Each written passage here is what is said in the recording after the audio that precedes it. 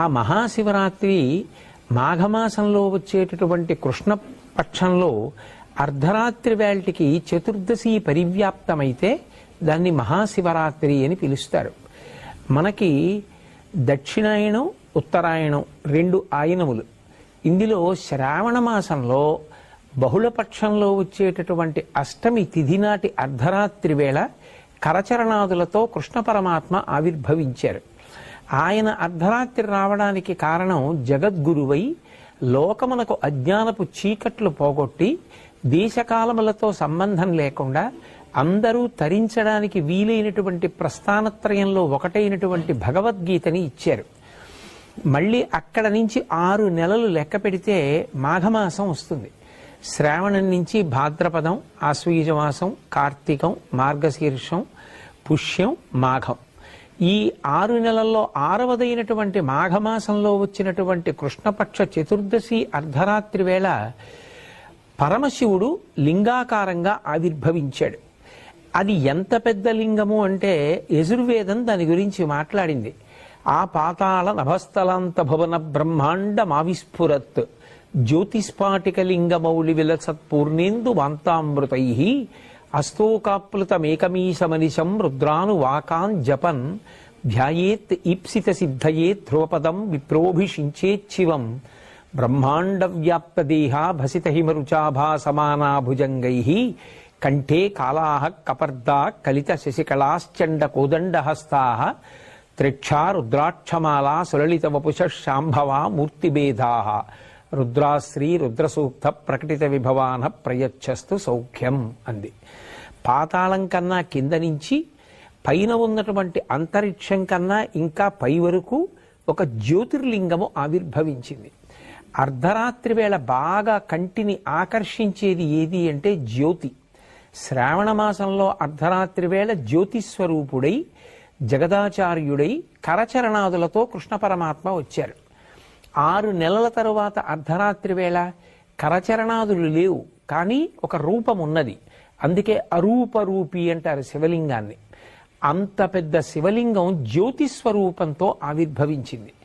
అంత పెద్ద జ్యోతిస్వరూపమైనటువంటి జ్యోతిర్లింగం కనుక అది అజ్ఞానపు చీకట్లు పోగొడుతుంది. అటువంటి శివలింగం ఆవిర్భవించినటువంటి రోజు ఏది ఉన్నదో దానినే మహాశివరాత్రి అని పిలుస్తారు. మనకి ఒక్కొక్క తిథిని ఎలా చేసుకోవాలి అన్నదానికి ఋషిప్రోక్తమైనటువంటి కల్పం ఉంటుంది. మహాశివరాత్రి ఉపవాసము జాగరణ రెండిటినీ కూడా చేసేటటువంటి తిథి. అందుకే ఆ రోజు తెల్లవారుజామున అంటే బ్రాహ్మీ ముహూర్తంలో నిద్రలేచి నిత్యకర్మానుష్ఠానం పూర్తి చేసుకుని చక్కగా పరమశివుణ్ణి విశేషమైనటువంటి ఆరాధన చేస్తారు. ఉపవాసం ఉంటారు. ఉపవాసము అన్న మాటకు అర్థం ఏమిటంటే ఎటువంటి సాత్వికమైన పదార్థాన్ని తీసుకుంటే కనురెప్ప పడిపోకుండా నిద్ర రాకుండా మనసు భగవంతుని పాదముల యందు నిలబడుతుందో అటువంటి ఆహారమును పరిమితంగా తీసుకుని శరీరాన్ని భగవంతుని యొక్క ఉపాసన యందు నిలబెట్టుకోవడానికి యోగ్యంగా సిద్ధం చేసుకుంటారు. కంటికి కడుపుకి దగ్గర సంబంధం. కడుపు నిండా తినేసామనుకోండి కనురెప్ప పడిపోతుంది. మనసు బాగా సత్వగుణంతో నిలబడాలి అంటే ఉపవాసము, భగవంతుడికి దగ్గరగా నిలబడాలి అంటే దానికి వీలైనటువంటి మార్గంలో సాత్వికమైనటువంటి ఆహారాన్ని పరిమితంగా తీసుకుంటారు. ఏదో కాసిని పాలు, కొద్దిగా పండు ముక్కలు ఇటువంటివి తీసుకుని సత్వగుణంతో మనసు నిలబెట్టి తద్వారా భగవంతుని యొక్క ఆరాధన చేసి 5 జ్ఞానేంద్రియములను మార్చి మార్చి భగవంతుని యొక్క ఆరాధన యందు ఉపయోగిస్తారు. దాన్ని ఉపవాసము అని పిలుస్తారు. ఏ కారణం చేతనైనా శరీర ఆరోగ్యం అనుమతించకపోతే వైద్యుని సలహా మేరకు ఆహారం తీసుకున్నా వచ్చేటటువంటి ఇబ్బంది ఉండదు. వైద్యుడే శివస్వరూపం, ప్రథమో దైవ్యోభిషకౌ అంటుంది యజుర్వేదం. శివుని యొక్క మొదటి రూపం వైద్యుడు. ఆ వైద్యుడే నువ్వు ఆహారం తిను అన్నాడు అనుకోండి, అప్పుడు తిన్నా వచ్చిన దోషమేం లేదు. తినకుండా ఉండగలిగితే సాత్విక ఆహారం తీసుకుని శరీరం నిలబడడానికి కావలసినంత పుచ్చుకోవచ్చు. 5 ఇంద్రియములను మార్చి మార్చి శివారాధన యందు ఉపయోగిస్తారు. కన్ను ఉందనుకోండి, ఆ కంటితో ఒక దేవాలయానికి వెళ్ళి దేవాలయ గోపురం, దేవాలయ ప్రాకారం, నందీశ్వరుడు, పరివార దేవతలు, చండీశ్వరుడు, నటరాజస్వామి, దక్షిణామూర్తి, ఆలయ శిఖరం, ఆలయం గంటలు, వీటన్నింటినీ కూడా చూస్తూ గడిపి శివలింగ దర్శనం చేసి ఆనందం పొందుతారు. అలాగే చెవులతో కొంతసేపు శివ సంబంధమైనటువంటి కీర్తనలు వింటూ, వేదమంత్రాలు వింటూ, పెద్దలు చెప్పేటటువంటి మంచి మాటలు వింటూ గడుపుతారు. శరీరంతో ఏదో భగవంతుడికి కావలసినటువంటి గంధాన్ని తీస్తూ, బిల్వదళాలని సిద్ధం చేస్తూ, పువ్వులు కోసి తీసుకొచ్చి మార్చి మార్చి శరీరాన్ని, ఇంద్రియాల్ని యాంత్రికమైనటువంటి స్థితిని పొందకుండా ఉండడం కోసం, ఉత్సాహం నిలబడడం కోసం భగవత్ సేవలో ఉపయోగిస్తారు. ఉపయోగించి శివాభిషేకం చేస్తారు. మనకి ఈ దేశంలో గొప్ప ఆశీర్వచనం ఏమి అంటే, మీరు చల్లగా ఉండండి అంటారు. మీరు చల్లగా ఉండాలి, మీ ఇల్లు చల్లగా ఉండాలి, మీ అమ్మగారి కడుపు చల్లగా ఉండాలి, మీ అందరూ చల్లగా ఉండాలి. చల్లగా ఉండాలి అన్న మాటకు అర్థం ఏమిటంటే, మనసు ఉద్వేగం పొందవలసిన అవసరం లేకుండా, తాపం లేకుండా, అందరి యొక్క అవసరములు తీరి అందరూ ప్రశాంతంగా ఉండేటటువంటి స్థితి కలగాలి. అలా కలగాలి అంటే మీరందరూ చల్లగా ఉండాలి అని ఆశీర్వచనం చేస్తారు. అందరూ చల్లగా ఉండడం ఎప్పుడు సాధ్యం అవుతుంది? అంతటా వ్యాపించినటువంటి శివలింగము చల్లబడాలి. సహజంగా శివలింగం మీద చంద్రబింబం ఉన్న కారణం చేత ఆ చంద్రుడిలోంచి స్రవించేటటువంటి అమృత ధారల చేత శివలింగం చల్లబడుతూ ఉంటుంది. దానికి సంకేతంగా శివాలయంలో శివలింగం మీద ధారాపాత్ర ఉంచి అందులోంచి సన్నటి ధార ఎప్పుడూ పడేటట్టుగా ఉంచుతారు. మనం కూడా ఆ రోజున పార్థివలింగం చేసి కానీ, శివాలయంలో ఉండేటటువంటి శివలింగాలకి కానీ అభిషేకం చేశామనుకోండి, దాని చేత శివలింగాలు చల్లబడతాయి. లింగం చల్లబడింది అన్న మాటకు అర్థం ఏమిటంటే, ఒక్క నా ఊరు, నా కుటుంబం, నా వీధి కాదు, అందరూ చల్లగా ఉండాలి. ప్రపంచంలో ఉన్న వాళ్ళందరూ చల్లగా ఉండాలి. ఎవరి మధ్య వైషమ్యాలు ఉండకూడదు. అందరూ ప్రశాంతంగా ఉండాలి. మనిషి ఉద్వేగపడడానికి కారణం ఆకలి. ఆకలి వేసి అన్నం దొరకకపోయినా ధర్మం నిలబడదు. ఆకలితో ఉన్న ప్రజలు ధర్మాన్ని పాటించమంటే ఎలా పాటిస్తారు? నీరు దొరకకపోతే ధర్మం నిలబడదు. అందుకే అందరి అవసరాలు తీరాలంటే భగవదనుగ్రహంతో పడవలసినటువంటి వర్షములు సకాలంలో పడాలి. శం ద్విపదే, శం చతుష్పదే, 2 కాళ్లున్న ప్రాణులే కాదు, 4 కాళ్లున్న ప్రాణులు కూడా కడుపు నిండా ఆహారం తిని అంతటా చల్లబడి అందరూ చల్లగా సంతోషంగా ఉండాలి. ధర్మ మార్గంలో నడవాలి. ఎవరు ఎవరిని చెనకకూడదు. దాని వలన శాంతి కలగాలి. అటువంటి స్థితి కలగాలి అంటే అది కేవలం ఏదో ఒక విషయాన్ని చేస్తే కుదిరేది కాదు. శివలింగాన్ని ఆరాధన చేసి ఆ కాలమునందు శివలింగానికి అభిషేకం చేస్తే ఆ శివలింగం చల్లబడితే లోకమంతా చల్లబడుతుంది. అందరి కోరికలు తీరుతాయి. అందుకే లోకమంతా చల్లగా ఉండడానికి అందరూ తమ వంతుగా చేసేటటువంటి ఆరాధన మహాశివరాత్రి. అటువంటి మహాశివరాత్రి నాడు చక్కగా శివలింగ ఆరాధన చేసి శివానుగ్రహం పొందడము అంటే కొన్ని కోట్ల జన్మలుగా వస్తున్నటువంటి అజ్ఞానపు చీకట్లు విచ్చిపోయి ఈశ్వరానుగ్రహం చేత ఆ జ్ఞానం అనేటటువంటి జ్యోతి లోపల వెలుగుతుంది. ఆ జ్ఞానము కలిగితే ఇక మళ్ళీ పుట్టవలసిన అవసరాన్ని పోగొట్టుకుంటాడు. అందుకే జన్మానికి ఒక్క శివరాత్రి అయినా చెయ్యండి అంటారు. ఒక బిల్వదళంతో అర్చన చేయడం, తుమ్మి పూలతో అర్చన చేయడం, పంచామృతాలతో అభిషేకం చేయడం, అలాగే ఆ కాలమునందు దొరికేటటువంటి పుష్పములను సేకరించి ఈశ్వరార్చన చెయ్యడం, భాగవతులందరూ కూర్చుని చక్కగా భజన చేసుకోవడం, ఇవన్నీ కూడా మహాశివరాత్రి నాడు విధింపబడినటువంటి విశేషాలు. దీనితో పాటుగా జాగరణ అనేటటువంటిది మిగిలినటువంటి ఏ తిథి నాడు కనపడనిది ఒక్క మహాశివరాత్రి నాడే కనపడుతుంది. జాగరణ అన్న మాటకు అర్థం ఏమిటంటే మెలకువగా ఉండుట. సాధారణంగా మనందరం మెలకువగా ఏ తిథి ఎప్పుడు ఉంటాం? పగటి వేళ మెలకువగా ఉంటాం. రాత్రి వేళ నిద్రపోవడం విధింపబడింది.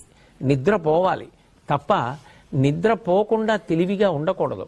కానీ ఒక్క మహాశివరాత్రి నాడు మాత్రం జాగరణ చేస్తారు. జాగరణ అంటే కేవలం తెలివిగా ఉండడం, కేవలం నిద్రపోకుండా ఉండడం అని కాదు దాని అర్థం.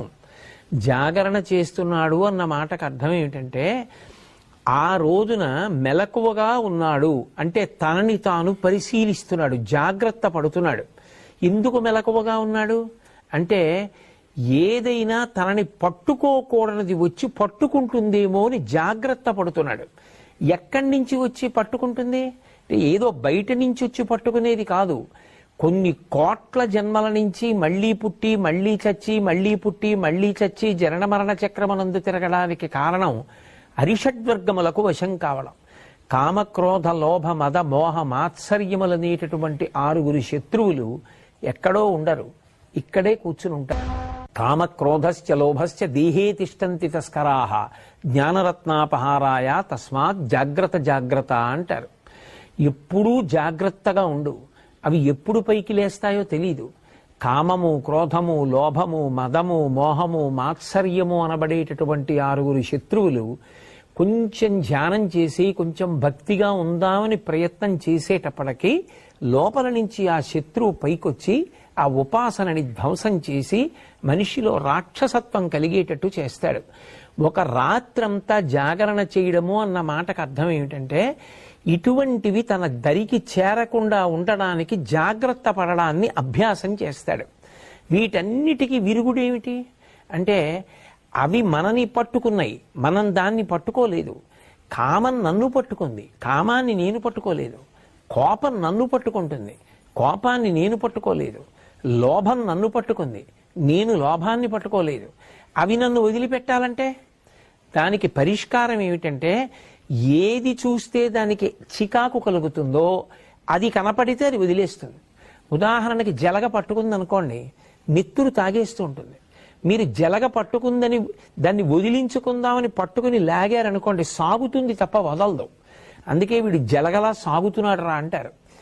అప్పుడు ఏం చేస్తారు, జలగ ఎక్కడ పట్టుకుందో అక్కడ ముగ్గు తీసుకొచ్చి వేస్తారు. జలగ నోటి దగ్గర ముగ్గు వేస్తే దానికి ఆ ముగ్గు అంటే పరమ అసహ్యం, వెంటనే వదిలిపెట్టి కింద పడిపోతుంది.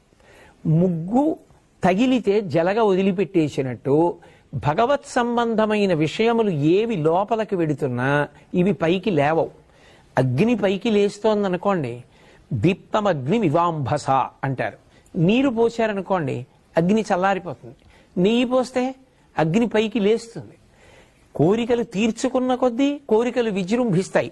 నాకు కోపం ఎక్కువ అండి అని అదేదో గొప్ప అనుకుంటే కోపం ఎక్కువే అవుతుంది. వాటిని పరిశీలించుకోవాలంటే అవి దేన్ని పోస్తే అణిగిపోతాయో పరిశీలించాలి.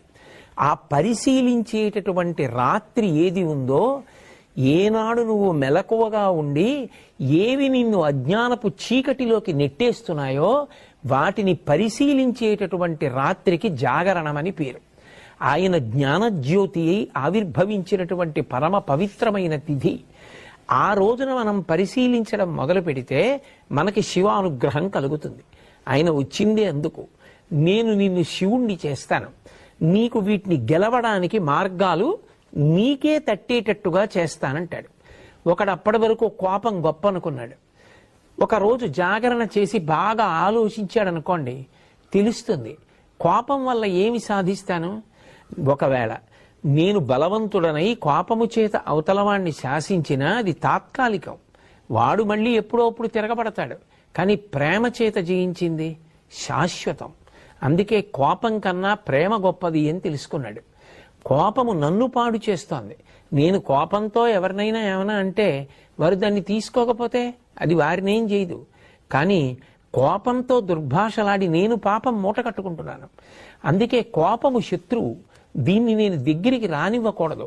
ఇది పైకి లేస్తుంటే నేనేం చెయ్యాలి, అది లేవకుండా నీళ్లు పొయ్యాలి. ఏమిటా నీళ్లు? ఈశ్వర చింతనము. నేను వెంటనే ఓ గదిలోకి వెళ్ళి కూర్చుని భగవంతుడి గురించి ఆలోచించడం మొదలుపెట్టాననుకోండి, ఆయన లోకం కోసం హాలాహలాన్ని భక్షించి అందరూ దేన్ని నిరసిస్తారో దాన్ని తీసుకెళ్లి నెత్తి మీద పెట్టుకున్నాడు. చంద్రుడు తప్పు చేశాడని లోకమంతా విమర్శించింది, ఆ చంద్రుడిని తెచ్చి నెత్తి మీద పెట్టుకున్నాడు. హాలాహలం బయటికెడితే పాడు చేస్తుందని కంఠంలో పెట్టుకున్నాడు. మనం కూడా భగవంతుణ్ణి చూసి మంచిని నేర్చుకోవాలి. ఓ నేను కూడా శివుళ్ళ బతకాలి. ఏది లోకాన్ని పాడు చేస్తుందో అది మాట్లాడకూడదు, కంఠంలో దాచుకోవాలి. ఎంత తప్పు చేసిన వాడైనా మారతాను అని వచ్చినప్పుడు నెత్తి మీద పెట్టుకోవాలి తప్ప ఎప్పుడో తప్పు చేశావని దూరం పెడితే మారే అవకాశం ఎలా కలుగుతుంది? శివారాధన చేస్తాడు అన్న మాటకు అర్థం ఏమిటంటే శివుళ్ళ బ్రతకడం అలవాటు అవుతుంది. జాగరణ చేశాడు అన్న మాటకు అర్థం ఏంటంటే చీకటి పడిందని పడుకున్నాడు తలుపులేసుకొని. ఆ రోజు పడుకోలేదు, మెలకువగా ఉన్నాడు. ఆ చీకటిని గెలవడానికి కారణాలు వెతికాడు. నన్ను అజ్ఞానపు చీకటిలోకి తోసేస్తున్న అరిషడ్వర్గములను నేను ఎలా గెలవాలి? బాగా భగవంతుని యందు మనసు పెట్టాడు, ధ్యానం చేశాడు, మంచి గ్రంథపఠనం చేశాడు, శివారాధన చేశాడు, అర్ధరాత్రి కూడా అభిషేకం చేశాడు, పెద్దల మాటలు విన్నాడు, కీర్తనలు విన్నాడు, ఆలోచించాడు, పూజ చేశాడు. మనసుని మార్చి మార్చి ఇంద్రియములతో కలిపి భగవంతుని యొక్క పాదముల దగ్గర పెట్టగా అరిషడ్వర్గములను గెలవడానికి కావలసినటువంటి మార్గములు ఇక్కడే ప్రచోదనమవుతాయి. ఇప్పుడు ఆ అరిషడ్వర్గములను గెలవడం చేతనైంది. ఆయన ఎవరవుతాడు? పశువు పశుపతి అయిపోయాడు. ఎందుకని? అప్పటి వరకు పట్టుకున్న కర్మపాశములు తెగిపోయి భగవంతుని యందు ఐక్యమయ్యాడు. చిరంజీవన్నేవ క్షపిత పశుపాశ వ్యతికర పరానందాభిక్యం రసయతి రసం తద్భజనవాన్ అంటారు శంకర భగవత్పాదుల సౌందర్యలహరిలో. ఆ భగవంతుని యొక్క అనుగ్రహం కలిగితే కర్మపాశములు తెగిపోతే పశుత్వం పోయి పశువు పశుపతి యందు ఐక్యమయ్యాడు. అలా ఉపాసన చేయడానికి యోగ్యమైన రోజు. ఎందుకని? ఆయనే జ్ఞానజ్యోతిగా ఆవిర్భవించాడు. యావత్ బ్రహ్మాండం నిండిపోయేటటువంటి జ్యోతిర్లింగంగా వచ్చాడు. ఈ రోజున ఎవరు నన్ను ఉపాసన చేస్తారో, ఎవరు జాగరణ చేస్తారో వాళ్ళని నేను అనుగ్రహిస్తానన్నాడు. 84 లక్షల జీవరాశులలో దేశకాలములను తెలుసుకొని ఆ తిథి యొక్క గొప్పతనాన్ని తెలుసుకుని ఉపాసన చెయ్యగలిగినటువంటి శక్తి ఎవరికి ఉంటుంది? ఒక్క మనుష్య ప్రాణికే ఉంటుంది. అందుకే జంతువునాం నరజన్మ దుర్లభం. అటువంటి నరజన్మ ఎత్తిన తరువాత మరి మహాశివరాత్రి లాంటి పర్వదినాన్ని విడిచిపెట్టేసుకుంటే దాని వలన ఎంత ఉపాసన కోల్పోయాం. ఒక జన్మంతా చెయ్యవలసిన సాధన ఒక్క శివరాత్రి నాడు చేస్తే చాలు. అది కాలమునందు కలిసి వచ్చేటటువంటి సమయం. పిల్లవాడు సంవత్సరం అంతా ఎంత కష్టపడి చదివాడు పక్కన పెట్టండి. పరీక్షకి వెళ్ళి రాయడం మొదలుపెట్టిన తర్వాత దూరంగా ఎక్కడి నుంచో వాడికి ఇష్టమైన పాటలు వినపడుతున్నాయి. ఆ 1-2 గంటలే వాడు పరీక్ష మీద దృష్టి వదిలిపెట్టి పాటల మీద దృష్టి పెట్టాడు. ఏమైంది? సంవత్సర ఫలితం పోయింది. సంవత్సరంలో కొంత భాగం బాగా చదువుకున్నాడు, కానీ ఇప్పుడు ఆ పాటలు వినకుండా ఇప్పుడు దీని మీద దృష్టి పెట్టాడు. ఎవడు ఆ సమయంలో దృష్టి పెట్టాడో వాడు సంవత్సరం అంతా బాగా చదువుకుని పరీక్షలో పాటల మీద దృష్టి పెట్టిన వాడికన్నా ఎక్కువ ఫలితాన్ని సంపాదిస్తాడు. ఆ కాలమునందు విలువ ఉంటుంది. పరీక్ష ఆ కాలమునకు ఒక విలువ. ప్రాతకాలము దానికి ఒక విలువ, మధ్యాహ్నము దానికి ఒక విలువ, సాయంత్రము దానికి ఒక విలువ. ఒక సంవత్సరం మొత్తానికి కాదు, ఒక జీవితం మొత్తానికి నరజన్మకి అత్యంత గొప్ప తిథి ఏది అంటే మహాశివరాత్రి. ప్రతీ నెల మాస శివరాత్రి వస్తుంది. దాన్ని మహత్శబ్దంతో పిలిచారు. మహాశబ్దంతో పిలవబడినటువంటి తిథులు మీకు కనపడవు. మహాశివరాత్రి అంటే ఇక ఇంతకన్నా నువ్వు ఉపాసన చేయడానికి తేలికైనటువంటి రోజు రాదు. అందుకే ఆ రోజు మీరు తెలిసి చెయ్యండి, తెలియక చెయ్యండి, కొన్ని కోట్ల రెట్ల ఫలితాన్ని భగవంతుడు అనుగ్రహించేస్తాడు. ఏదో ఎవరో శివరాత్రి ఏదో భగవంతుడి దగ్గరికి ఎడదాం ఇవన్నీ ఆలోచించలేదు. ఆయన ఆవు కట్టుకొయ్యి నుంచి పలుపు తప్పించుకు పరిగెత్తింది, ఆయన ఆవు కోసం పరిగెత్తాడు. ఆవు శివాలయంలో దూరింది, ఆయన దూరాడు. ఆవు శివాలయం చుట్టూ తిరిగింది, ఈయన ఆవు కోసం తిరిగాడు. ఆవు బయటికి పోయింది, ఈయన బయటికి పోయాడు. కానీ ఈశ్వరుడు అంటాడు, ఇవాళ మహాశివరాత్రి, నువ్వు తెలిసి వచ్చావో తెలియకొచ్చావో నాకు అనవసరం. ఆవు కోసం వచ్చావో దూడ కోసం వచ్చావో నా చుట్టూ తిరిగావు కదా, నువ్వు ఇవాళ చేసిన ప్రదక్షిణాన్ని కోట్లతో హెచ్చించి నీకు ఫలితాన్ని ఇస్తున్నానంటాడు. అంటే ఒక్కొక్క కాలమునందు చేసేటటువంటి ఉపాసనకి అంత శక్తి ఉంటుంది. అయినప్పుడు ఇంత గొప్ప తిథి మనకి దగ్గరలో ఉన్నప్పుడు మనం దాని గురించి తెలుసుకుని సమాయత్తమై మనకి శరీరం ఎంతవరకు అనుమతిస్తే అంతవరకు, ఆరోగ్యం ఎంతవరకు అనుమతిస్తే అంతవరకు, మరీ ఛాందసత్వానికి పోకుండా, శక్తి ఉన్నప్పుడు చెయ్యగలిగినది విడిచిపెట్టకుండా సమతౌల్యాన్ని పాటిస్తూ మనసుని భగవంతుని యందు పెట్టడం అన్నది ప్రధానం చేసుకొని ఇంద్రియములతో కలిపి మనసుని మార్చి మార్చి భగవంతుని యందు పెట్టి ఆయన చేసిన ఉపకారములను స్మరించి మనం భగవంతుని యందు చేరిపోవడానికి నరజన్మ అనేటటువంటిది అత్యంత ప్రధానమైనది. కాబట్టి సద్వినియోగం చేసుకోవడానికి అపూర్వమైనటువంటి రోజు ఈ మహాశివరాత్రి. ఈ ప్రదోష కాలమునకు ప్రత్యేకించి ఒక ప్రతిపత్తి ఉంటుంది. ఆ కాలము శివస్వరూపమై ఉంటుంది. శివస్వరూపమైనటువంటి కాలము అన్న మాటకు అర్థం ఏమిటంటే, ఆ ప్రదోష వేళలో పరమశివుడు ఈ భూమండలాన్నంతటినీ చూస్తూ నందివాహనారూఢుడై ఆకాశ మార్గంలో వెడతాడు.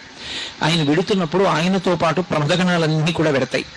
ఆయన ఆకాశమునందు సంచరించి కైలాస పర్వతం మీద దిగి అక్కడ ప్రదోష తాండవం చేస్తాడు ఆయన.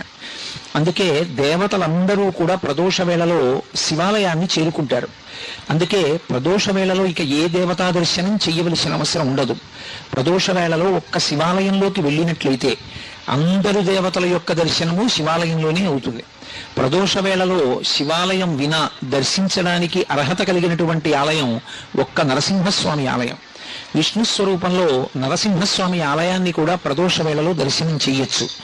ప్రదోష వేళ కేవలము శివస్వరూపం. ఆ సమయంలో సంధ్యావందనం చేసిన, ఆ సమయంలో భగవన్నామం చెప్పిన, ఆ సమయంలో భగవత్ సంబంధమైనటువంటి కీర్తన చేసిన పరమశివుని యొక్క విశేషమైనటువంటి అనుగ్రహములకు పాత్రులమవుతాం. అందుకే పూర్వకాలంలో ఈ ప్రదోష వేళ అయ్యేటప్పటికీ ప్రతి ఇంట్లోనూ కూడా సాంబశివ గేయామృతము అని చెప్పి సాంబ సదాశివ సాంబ సదాశివ సాంబ సదాశివ సాంబశివ అంటూ ఆతో మొదలుపెట్టి చిట్ట చివర అలుకాధీశ్వర అంటూ అలు అలు వరకు భగవంతుడి మీద కీర్తనలు చేస్తూ ఒకళ్ళేమో మకుటం, ఒకళ్ళేమో పాదం చెప్తారు. మిగిలిన వాళ్ళందరూ సాంబ సదాశివ సాంబ సదాశివ సాంబ సదాశివ సాంబ శివ అంటారు. సా అంబ శివ అంటే పార్వతీదేవితో కలిసి ఉన్నటువంటి పరమశివుని మేము స్మరిస్తున్నాం. శివస్మరణము అంత గొప్పది, శివభక్తి అంత గొప్పది. అందుకని ప్రదోష వేళ తనంత తానుగా శివ పూజకి సంబంధించినటువంటి కాలమై ఉంటుంది. అందుకే అసలు సూర్యోదయం అవుతున్నప్పుడు నిద్రపోకూడదు. సూర్యోదయం అవుతున్నప్పుడు నిద్రపోయిన వాళ్ళని కూడా క్షమిస్తారేమో కానీ ప్రదోష వేళలో నిద్రపోయినటువంటి వాళ్ళకి మాత్రం క్షమాభిక్ష ఉండదు. ఒక్క పరమవృద్ధులైనటువంటి వాళ్ళు, గర్భిణీ స్త్రీ, ప్రసవమైనటువంటిది, రోగగ్రస్తమైనటువంటి శరీరం ఉన్నవారు, అలాంటి వారు తప్ప అన్యులు ఎవ్వరూ కూడా ప్రదోష వేళలో నిద్రపోకూడదు. ఎందుకు నిద్రపోకూడదు అంటే ఒక్కటే కారణం. ప్రదోష వేళలో పరమేశ్వరుడు పార్వతీ సహితుడై భూమండలం మీద పర్యటించడమే దానికి కారణం. అలాగే దోషము ప్రదోషము అని వాడినట్టే శివరాత్రి మహాశివరాత్రి అని రెండు మాటలు. నిజానికి మనం మాస శివరాత్రి అని పిలుస్తున్నాం. మాస శివరాత్రి అనక్కర్లేదు, శివరాత్రి. శివరాత్రి అని దేన్ని పిలుస్తారంటే ప్రతి నెలలోనూ కూడా కృష్ణపక్షంలో అంటే అమావాస్యకి ముందు రాత్రి చతుర్దశి తిథి పరివ్యాప్తమై ఉంటే, అంటే రాత్రి 12 గంటల వేళకి చతుర్దశి తిథి ఉండాలి. అలా కానీ ఉన్నట్టయితే దాన్ని శివరాత్రి అని పిలుస్తారు. ఒక్క మాఘమాసంలో వచ్చేటటువంటి మాఘ బహుళ చతుర్దశి ఉన్నటువంటి రాత్రి మహాశివరాత్రి అని పిలుస్తారు. ఈ మాస శివరాత్రి అంటుంటారు, అదే శివరాత్రి. ప్రతి నెలలోనూ చతుర్దశి రాత్రి ఉన్నటువంటి తిథి నాడు వస్తుంది. అది శివరాత్రి. మాఘమాసంలో వచ్చేది మహాశివరాత్రి. ఏమిటి శివరాత్రి అన్న మాటకి ఏమిటి అసలు అర్థం అంటే, శివరాత్రి అన్న మాటకి రెండు అర్థాలు. శివునకు సంబంధించినటువంటి శివపరమైనటువంటి రాత్రి అని ఒక అర్థం. విశేషణ పూర్వపద కర్మధారయా సమాసం.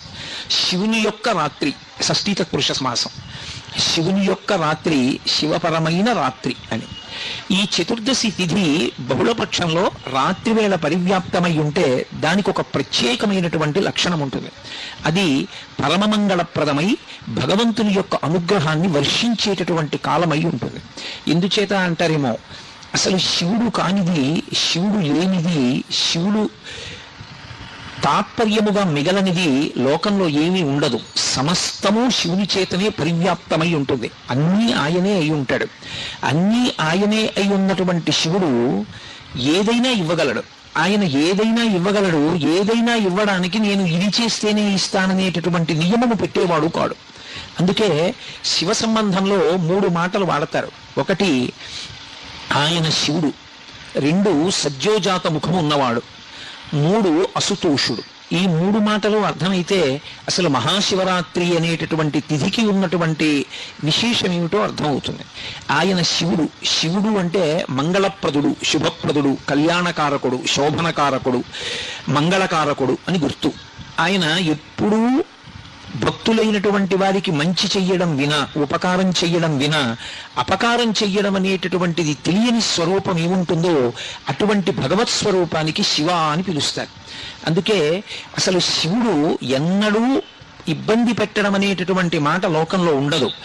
అందుకే మంత్రపుష్పం చెప్పినప్పుడు చెప్తుంటారు, ఈశాన సర్వ విద్యానాం ఈశ్వర సర్వభూతానాం బ్రహ్మాధిపతి బ్రహ్మణోధిపతి బ్రహ్మ శివోమే అస్తు సదాశివోం అంటారు. సదాశివోం, సదా బ్రహ్మ, సదా విష్ణు. ఆ మాటలు లేవు వేదంలో. సదాశివ అదొక్కటే ఉంది. సదాశివుడు అని పేరు పెట్టుకుంటుంటారు. ఆయన పేరు సదాశివరావు గారండి అంటుంటారు. సదాశివ అంటే సదా అంటే ఎల్లప్పుడూ ఆయన శివుడు. శివుడు అంటే మంగళప్రదుడు. ఎల్లప్పుడూ అంటే ఆయన అసలు కోపం పెట్టుకోవడం అనేటటువంటి మాట కానీ, బాధ పెట్టడం అన్న మాట కానీ తెలియని వాడెవరైనా ఉంటే లోకంలో అది శివుడు ఒక్కడే. ఆయనకి అసలు బాధ పెట్టడం అనేటటువంటి మాట ఆయన యొక్క చరిత్రలో, ఆయన యొక్క జీవితంలో, ఆయన యొక్క అనుగ్రహ ప్రధాన విశేషమునందు ఎక్కడా కనపడదు. ఎంత దోషభూయిష్టమైనటువంటి జీవితం ఉన్నవాడైనా సరే ఒక్కసారి వెళ్ళి శివ అని పిలిచినంత మాత్రం చేత ఆయన వెంటనే అనుగ్రహిస్తాడు. అలా అనుగ్రహించగలిగినటువంటి ఉదారమైన హృదయం ఉన్నవాడు లోకమునకు తండ్రి కనుక జగత పితరవు వందే పార్వతీ పరమేశ్వరవు అంటాడు కాళిదాస మహాకవి. పార్వతీ పరమేశ్వరులు ఈ లోకమునకు తల్లిదండ్రులు. తండ్రి అయిన కారణం చేత ఆయన యొక్క హృదయము ఎల్లవేళలా కూడా కారుణ్యముతో నిండిపోయి ఉంటుంది, దయతో.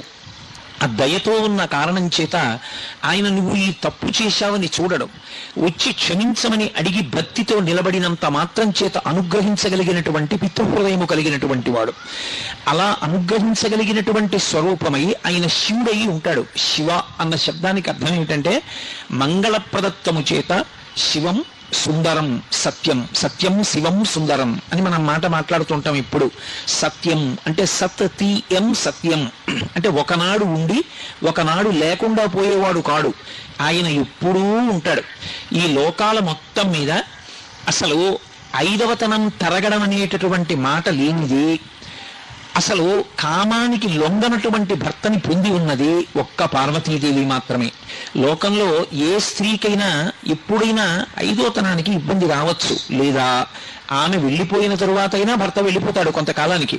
కానీ ఆమె భర్త వెళ్ళిపోవడం అనేటటువంటి మాట లోకంలో ఎన్నటికీ ఉండనిది. నిత్య సుమంగళి మహాతల్లి సర్వమంగళాదేవతా స్వరూపమైనది ఎవరంటే పార్వతీదేవి ఒక్కతే. ఆమె యొక్క పసుపు కుంకాలు అక్షయం. అందుకే ఎప్పుడైనా పసుపు కుంకాలు ప్రదానం చేస్తే ఆవిడ పేరు మీదే ప్రదానం చేస్తారు. కైలాస గౌరి నోము అంటారు. ఆవిడ పేరు మీద కానీ ఆ పసుపు కుంకాలు ఇస్తే ఆవిడ పరమ పరవశాన్ని పొంది ఏ స్త్రీ యొక్క పసుపు కుంకాలకి లోటు రాకుండా ఆమె కాపాడుతుంది. ఆమె ప్రతి సువాసిని యొక్క మంగళసూత్రములో ప్రవేశించి సర్వమంగళాదేవతయై సౌభాగ్యదేవతయై సువాసినీత్వమును కల్పించగలిగినదై అనుగ్రహిస్తుంది.